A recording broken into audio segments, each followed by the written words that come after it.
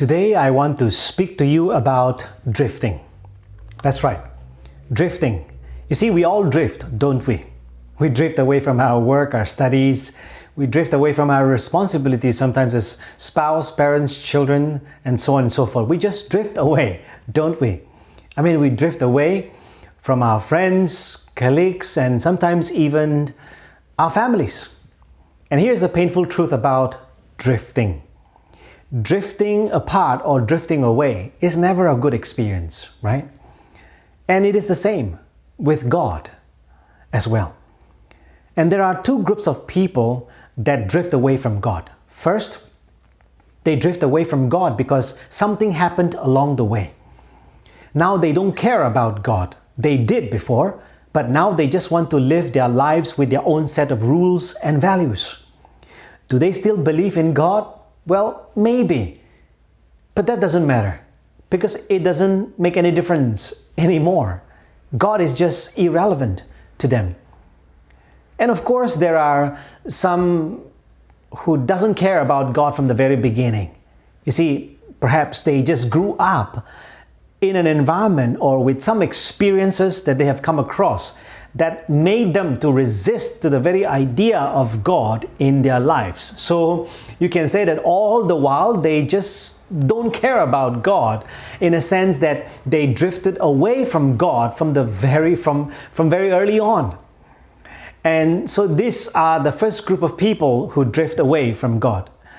The second are those who believe almost everything and anything about God. They tend to believe the right things, say the right things, and do the right things.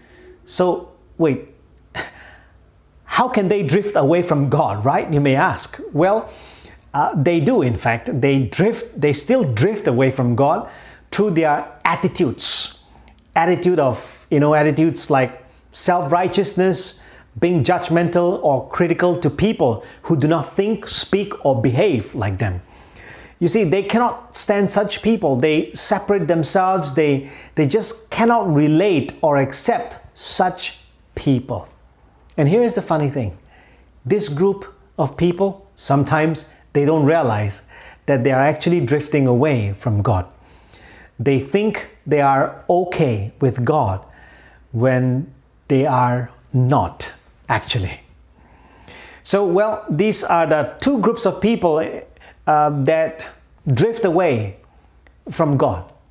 And so let me ask you, can you relate with any one of the groups? I'm guessing that if you and I are to be honest, all of us can relate with either one or even both groups in one way or another. But here's a more important question to ask, I guess, and to ponder and to consider, and that is this. How does God feel about you and me when we drift in one way or another, for whatever reason that is? And in this juncture, Jesus comes along and answers the question for us. And if you pay close attention to what he's going to say, what he says actually, it might just encourage you and inspire you for a change in your life or change in the situation of your life. And Jesus' answer is found in one of the most popular parables he told, which many know it as the parable of the prodigal son. That's right. It's recorded for us by one of the gospel writers by the name of Dr. Luke. And as you would know, right, all the parables are told in specific occasions. They have context, they have settings by which or in which its speaker would tell the parable. So in this case, let me show you the occasion where Jesus told this parable to his audience. Now, the tax collector, Luke records for us in Luke chapter 15, now the tax collectors and the sinners were all gathering around to hear Jesus. But the Pharisees and the teachers of the law muttered, "This man welcomes sinners and eats with them." In other words, Jesus, as you see that right over here, Jesus was hanging out with the bad guys. And when the religious leaders saw that, they criticized, they couldn't take it. And they criticized Jesus for associating, for embracing, for associating himself with the sinners, for accepting them, for embracing them, just hanging out with these so-called sinners. And that was the setting. This was the context upon which Jesus told the parable of the prodigal son. And here's how Jesus told the parable. There was a man who had 2 sons.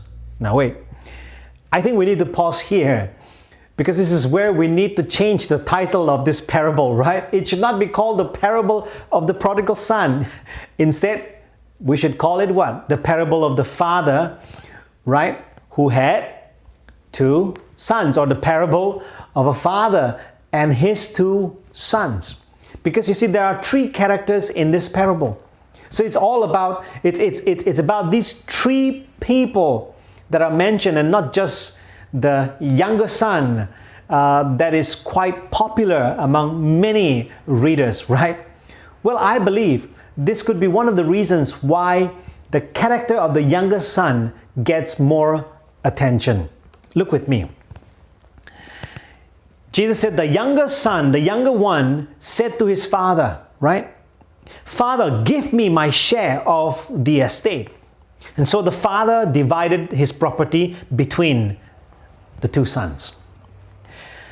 And after that, it says, not long after that, the younger son got together all he had, set off for a distant country, and there squandered all his wealth in wild living. And of course, the rest are details. But let me put it this way. What the younger son said was just unthinkable. In essence, what he did was this. He cursed his father to die. He took his father's inheritance by force. He left the entire family, and then he wasted everything he took from his father through immoral lifestyle. So it's quite obvious, right, that he seems to be the bad guy in the story. And probably because of that, he gets a greater attention. But as mentioned earlier, this parable is about 3 people. And that's what we see as the story continues on, right? Because Jesus said that the younger son, after realizing, after hitting the road and coming to the end of his life, right? End of the road of drifting, the son returns, Jesus tells us, returns home quite hesitantly, yet quite desperately. And what did the father do as a way of responding to the situation? Look, this is what the father did, right? While the younger son was still a long way off, his father saw him and was filled with what? Not anger, but it's quite interesting. His father was filled with compassion for him. And he ran toward his son, threw his arms around him, and kissed him. In other words, as you would know from this parable, right? The father has been waiting for his return. And once his son did, what did he do? He embraced him. He accepted him for who he was, just as he was. And he welcomed him back to the family as his son. So you see, the younger son in this parable drifted away from his loving father. And he did all the bad stuff unimaginable. But later on, he repented and he returned to his father who accepted him. Now, however, in this parable, there is a twist that Jesus brought about.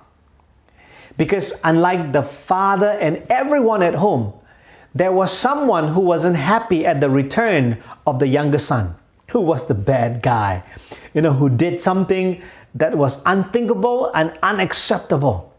And that someone was the older son, who was supposedly the good guy in the parable.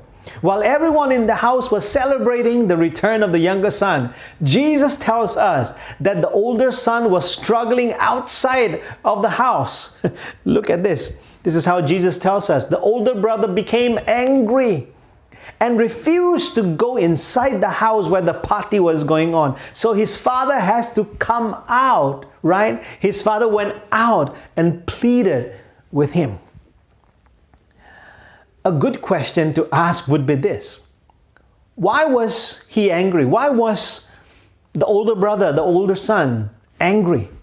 Everyone was happy. Everyone was happy, right? Except the older son, except this guy, except the good guy, you may say. Why? And here's the clue, I guess.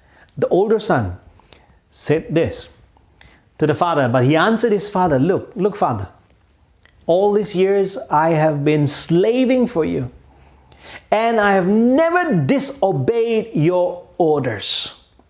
Yet you never gave me a young goat so that I could celebrate with my friends. Right? And then he went on to say, but when this son of yours, who has squandered all your property with the prostitutes, come home, and you would kill the fattened calf for him.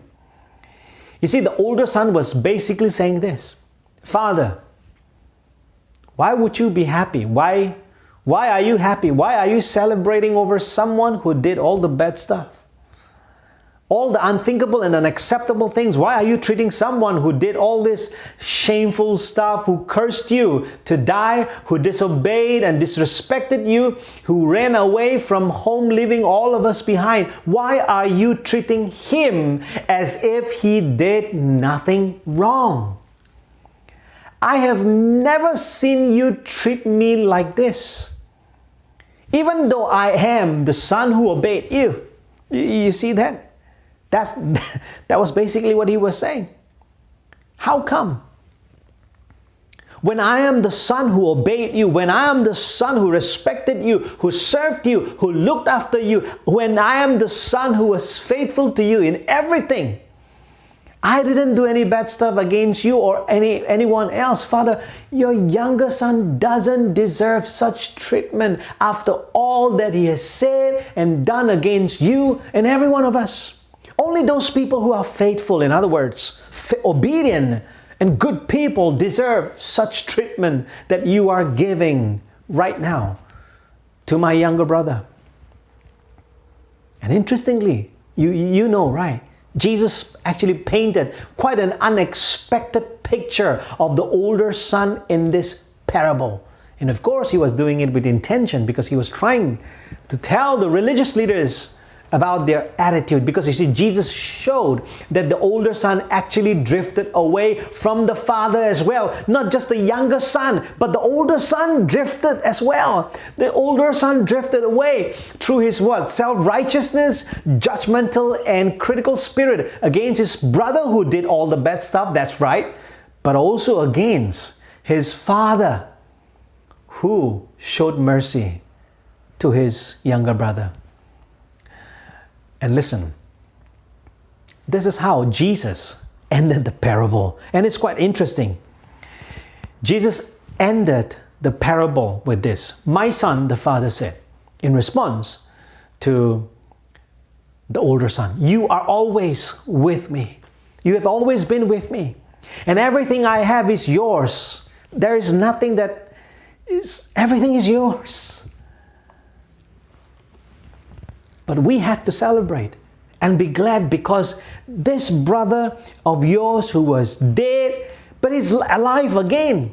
He was lost, but he's now found. Unfortunately, right in this parable, there was no indication of the older brother repenting and returning into his father's house, right? The parable ended with the older son still standing outside his father's house. Listen, my friends. Through this parable, Jesus brought hope. That's right. Jesus brought hope to those who drift away from God. And in this parable, and through this parable, especially to these two groups of people that he was talking to.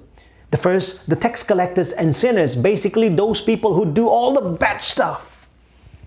And the second group of people that God is bringing hope, Jesus is bringing hope, are those people, the religious people. You see, Jesus illustrated the first group of people with the character of the younger son, right? Who did all the bad stuff, who went away. Quite obvious that he drifted away. And lo and behold, yes, these tax collectors, these sinners, they are. They are the ones who are totally quite obvious that they have drifted away from God, but there is hope for them. But not only that, but the second group of people, right? The religious group of people, he illustrated with the older son. So you see, Jesus was basically saying this through this parable, that look, no matter how sinful a tax collector or a criminal can be, listen to this, no matter to what extent they drift away from God, there is hope for them. And what is this hope? This hope is that God will embrace them no matter what. This hope is that God will accept them just as they are, sinners. This hope is that God will make them His beloved children and give them His inheritance, give them new life. But listen, in the same way, in the same tone, in the same way, Jesus was also saying that no matter how good a person you are, referring to the religious leaders who pretend to be good and who may be good in many ways, all right? That no matter how good a person you are or you try to be, that you may not do any bad stuff like the tax collectors and other sinners, but you are still susceptible. And in fact, in this case, right, the religious leaders were already drifting away from God through their self-righteousness, through their judgmental and critical spirit. And yet Jesus, through this parable, He's telling them that for them as well, that there is hope. There is hope for them as well. As illustrated by the father in the parable, remember, going out of the house and pleading the older son to accept whatever the father has accepted and to be part of his joy. Now, here is the good news for all of us. And that is this. The hope that Jesus is talking about is for you and me as well. That's right. Because you see, we all drift in one way or another for different reasons. And I know some of you. I know some of you who are drifting away from God, like the younger son in the parable. And let me be very honest with you right here. All right? If I were you, or in your situation, you know what? I'll most likely drift away as well. Because you know what? I drifted away before for my own good reason.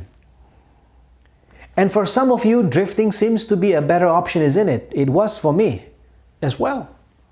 Because you see, you feel so liberated, right? You don't feel burdened anymore. And for some of us, we don't feel guilty even. Quite interestingly, I don't know how that works, but well, it does, isn't it? And you suddenly feel that you are now living your own life and not someone else. It's like, yes, finally I got my life back. You know, it's like I get to live my life the way I deserve to live. And you may still believe you still may or may not believe in God, but who cares? And it doesn't matter, does it? It doesn't. But look, whatever your reason is for drifting away from God and whatever you believe or whatever you don't about God, please hear me say this to you, because I want to tell you this. That like the younger son in the parable, no matter how you messed up your life, no matter how far you drift away, you have hope for your life. You must remember this. You have this hope that Jesus is giving through that parable. Because like the father in the parable, no matter how far, no matter how bad you drift away, God is always waiting for you. And God is always ready to run toward you the moment you make a U-turn and return to Him. But I know at the same time that some of you here, you don't care what I'm saying. You don't care what I'm saying now, and that is perfectly okay. Really, trust me. I mean, drift all the way you want to. You know why?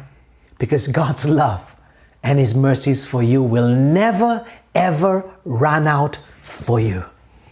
You can bet your life on that. And if you ever come to a point of desperation or to a dead end to your drifting, like the younger son in the parable, please do yourself a favor by making a U-turn and return to the God who waits for you. Because your dead end to your drifting is not the dead end to your life. It's just a dead end to your drifting. There is a U-turn. And you can U-turn, make a U-turn and return to God who loves you, who waits for you. Return to the God who is not angry that you drifted away. No, He is not. But He is heartbroken for you. He is heartbroken that you drifted away for whatever reason that is.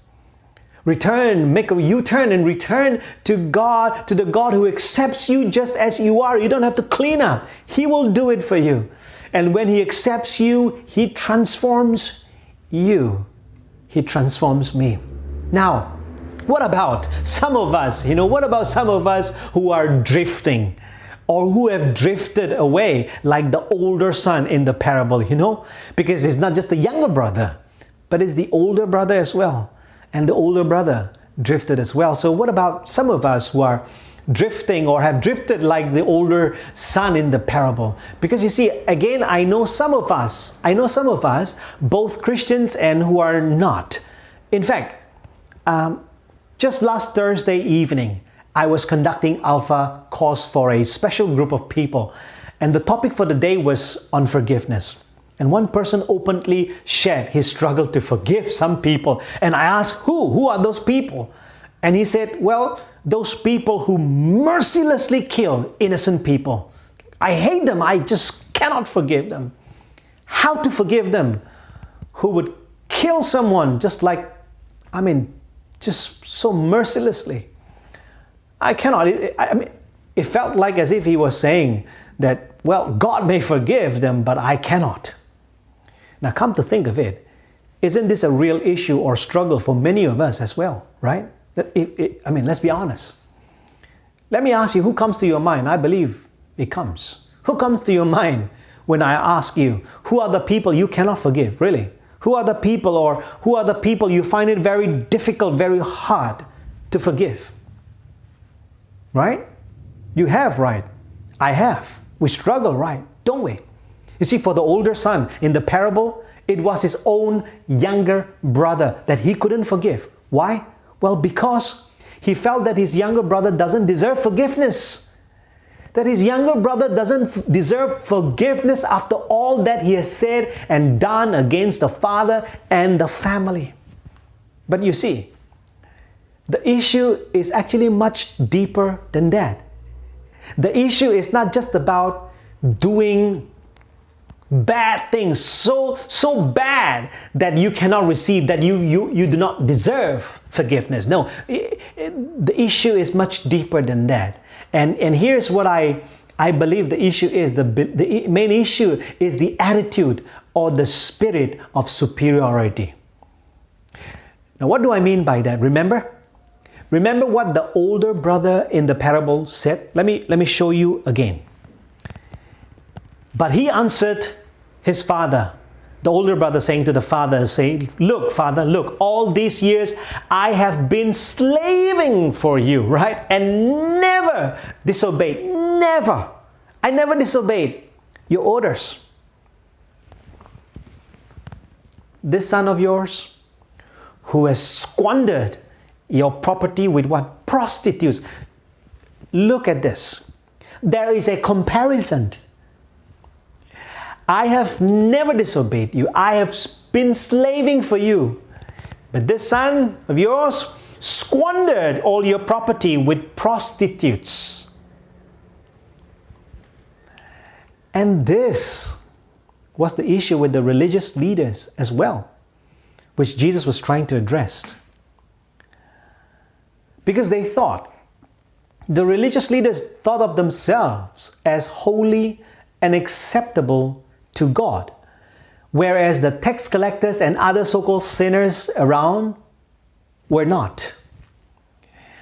And so you see, the moment we view ourselves higher, better, greater, purer, and more superior than others, that's the moment we begin to criticize people, especially those who do not think, speak, or behave like us. Now, don't get me wrong. Don't get me wrong, I am not saying that there is no place for us to speak the truth, to speak the truth about the evil and the injustice in the world. No, we should by all means. But criticizing people has to do with looking down on people. Criticizing people has to do with putting down people. Putting people down, really. It has to do with demeaning, degrading, and devaluing people. So you see, when you view yourself as superior, as more acceptable to God than all those people around you, you will naturally begin to criticize those people. And when you develop a criticizing spirit in you, that's when you begin to struggle to accept and forgive some people, especially those people that you consider bad people. And if that is you today, if that is what you are struggling with today, then it doesn't matter. I'm sorry to say, but it doesn't matter how pious or how religious, how good you appear to be, because you might just be drifting, or you might have already drifted away from God. And the worst thing can be that you may or may not be realizing that. You may not be realizing that, just like the religious leaders Jesus was addressing too. Because you see, they didn't realize. They didn't realize that they were drifting away from God with their attitudes. And that is why Jesus told them this parable. So let me ask you, as I ask this to myself, where have you drifted away from God? Where? Where have you drifted away? What aspects of your attitude have you drifted away from God? I know you have drifted, because you know what? Because I know I have as well. But I want you to know this.